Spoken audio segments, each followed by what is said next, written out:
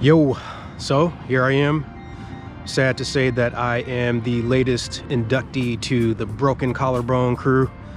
Just broke my collarbone about 2 weeks ago, and last Thursday had repair surgery to put in a plate and some screws to bring the collarbone back into alignment and fix everything up. So a week into recovery from my surgery, and I got my surgical bandages all applied and everything.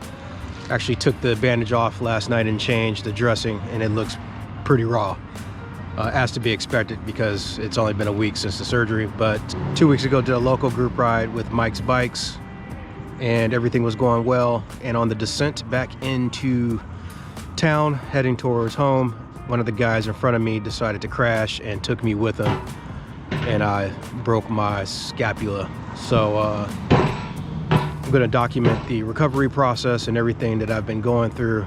And today I'm just kind of taking it easy. I'm off of work for a week, and I'm on my morning recovery walk with my son, who is currently causing havoc right there. Hello there. So anyways, yeah, I got a long road to recovery. Should be about 5 weeks before I can return back to riding a bike.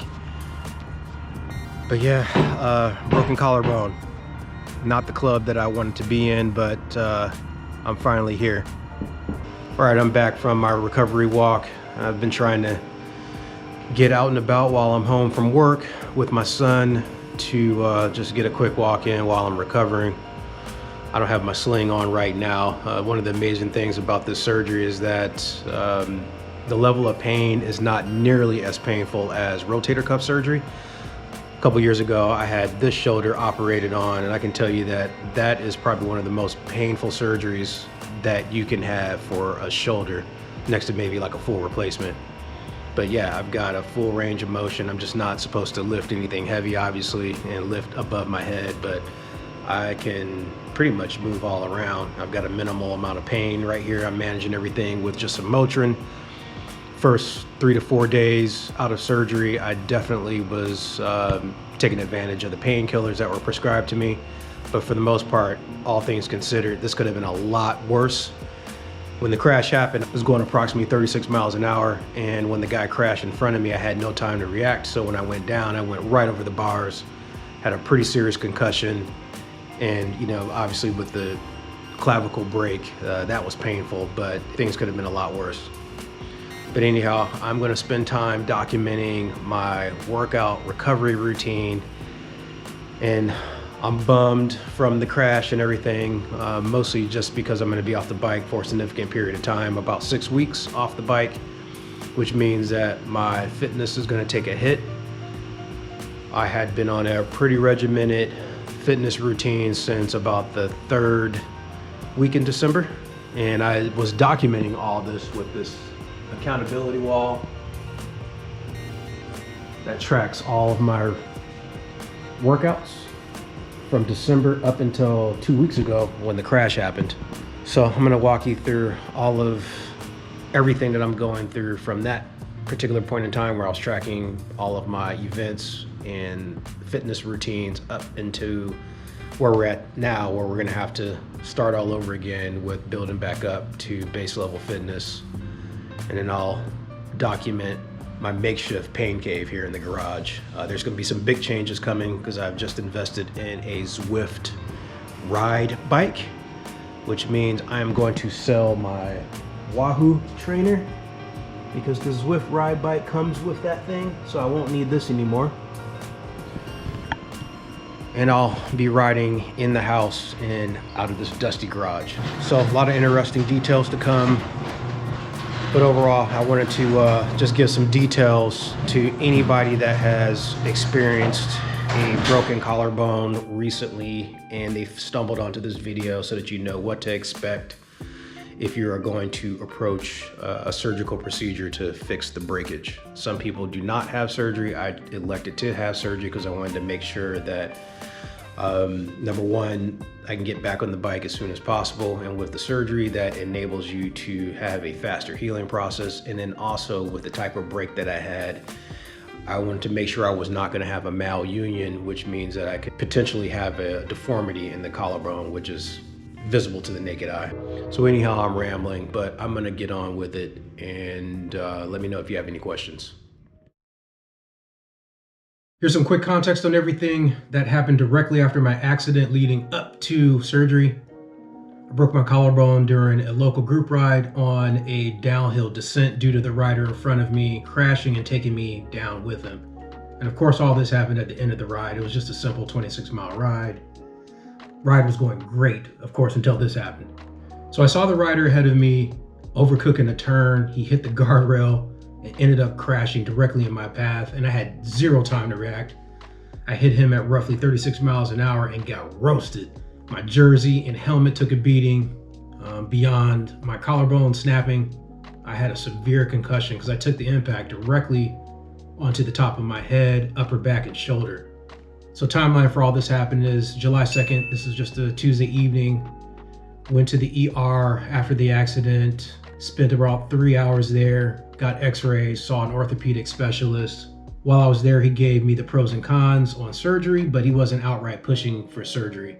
So before leaving the ER, the specialist instructed me that his office is going to be calling to set up a consultation appointment. But due to an error in my contact information and the fact that this took place just days before the 4th of July holiday weekend, the wait to see the specialist for my follow-up consult appointment didn't take place until the next week on the following Monday, which was July 8th. So I had to go approximately 6 days with my clavicle snapped in 2 pieces before getting to the specialist to figure out what the next steps were going to be. After getting to my appointment on that following Monday, the doctor discussed the pros and cons, all the options with me.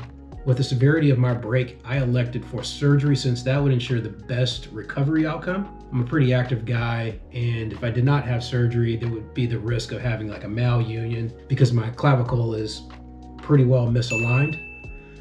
So I wanted to make sure that I've got my bone structure back to the way it was when I was born, I guess. But anyways, my surgery date was immediately scheduled for the upcoming Thursday, and that surgery date couldn't arrive fast enough. I was so tired of the weird and painful sensation of feeling the broken ends of my collarbone rubbing each other. And each time they would like touch or rub or whatever was happening, it was almost like an electrical current was running through my shoulder. I mean, it was really painful, just awkward. So from the time of the accident to the time of surgery, I basically had to endure the extreme uncomfortableness and pain for 9 days total. Surgery itself was pretty straightforward. It's an outpatient procedure.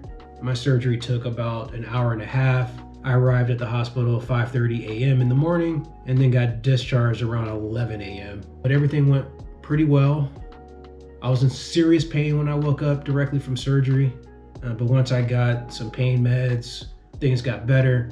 And I basically spent the next few days taking it easy.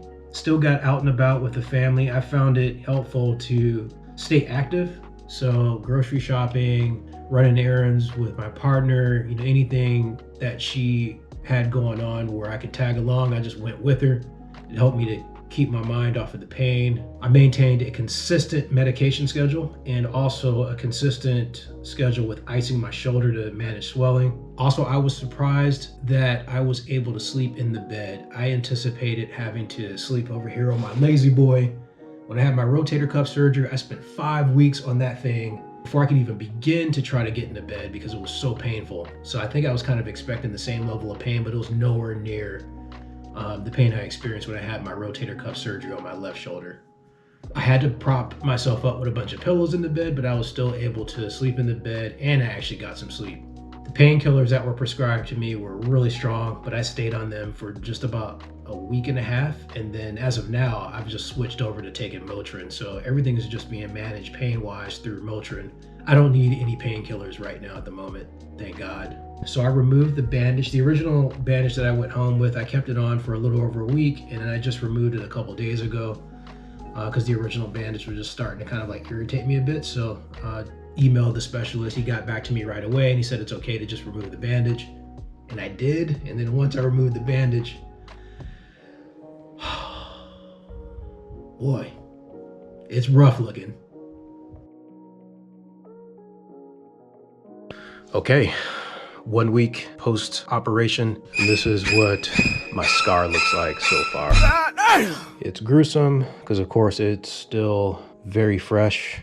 I've removed the surface level bandage off of it, but it's still got some type of like invisible stitch or invisible bandage that's holding it together. It looks wet. It is not wet.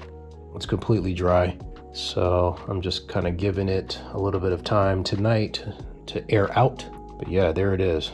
This is the second time removing the bandage. I removed it for the first time yesterday and was mortified at what I saw, but this is pretty normal. I mean, I'm literally just 1 week from surgery, so I don't know what I was expecting to see, like a fully healed wound, which would be nearly impossible unless I'm an alien, but yeah, this is to be expected. So I start physical therapy end of next week, and then my post-op appointment with the specialist is early next week. Can't wait for that. He'll probably go ahead and remove the stitches from the surgical site, I'm guessing, and then we should know more about next steps. So this is week 1 out of surgery and basically week 1 of the road to recovery. Yeah, anyways, I don't know. This is pretty crazy.